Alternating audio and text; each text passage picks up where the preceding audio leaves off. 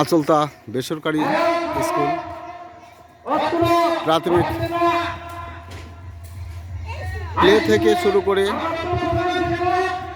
পঞ্চম শ্রেণী পর্যন্ত এখানে স্কুল খোলার জন্য চেষ্টা করছে আঁচলতাবাসী।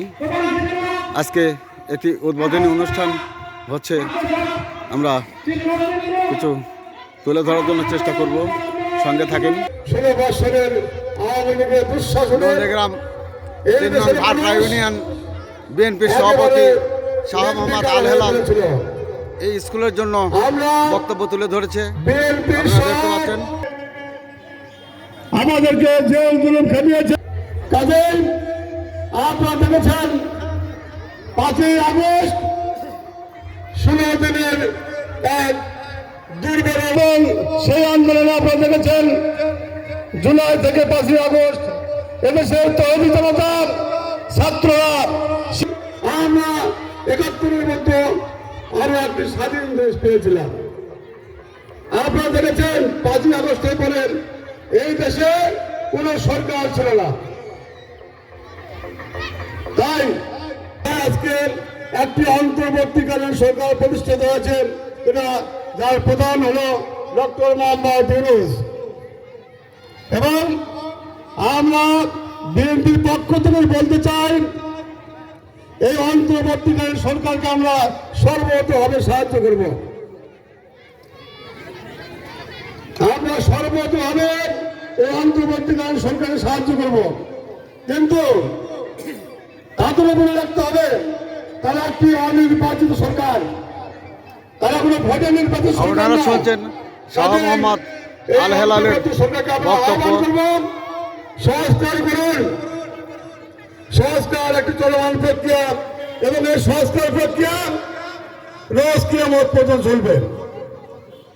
তাই এবং 2 লক্ষ মা বোনের ইজ্জত আমরা 10 সাল থেকে চলে। একটি স্বাধীন সবুজ পতাকা, লাল সূর্যের পতাকা, একটি স্বাধীন সার্বভৌম বাংলাদেশ, বই আসে একটি স্বাধীন ভূখণ্ড। পঞ্চম শ্রেণী থেকে পঞ্চম শ্রেণী পর্যন্ত আমাদের সেই স্কুল স্বাধীনতাকে সমুন্নত রাখতে হবে। আমরা চাই এই অন্তর্বর্তীকালীন সরকার তার নিষ্ঠার সাথে তার দায়িত্ব পালন করে। আপনারা শুনছেন শাহ মোহাম্মদ আল হেলালের বক্তব্য। ইউনিয়ন বিএনপি সভাপতি শাহ মোহাম্মদ আল হেলাল দিয়ে দেয়, নির্বাচন দেয় এবং নিরপেক্ষ নির্বাচনের মাধ্যমে আপনারা জানেন যে দল ক্ষমতা আসবে, নিরপেক্ষ নির্বাচনের মাধ্যমে যে দল ক্ষমতা আসবে বিএনপি তাকে ওয়েলকাম করবে। তাই বলবো যে কিছু ছাত্র উপদেষ্টা আজকে এই নির্বাচনকে বাধাগ্রস্ত করার চেষ্টা করছে। আপনারাও এই অন্তর্বর্তী সরকার যারা ছিলেন, আপনারা গণতন্ত্রের জন্য আপনারা লড়াই করেছেন, কাজেই সেই গণতন্ত্রকে প্রলম্বিত করবেন না। সেই গণতন্ত্র রক্ষার জন্য আপনারা একটি সুন্দর নিরপেক্ষ ভোট দিন। আমরা আপনাদেরকে ওয়েলকাম করবো এবং আপনাদের সম্মান বজায় থাকবে।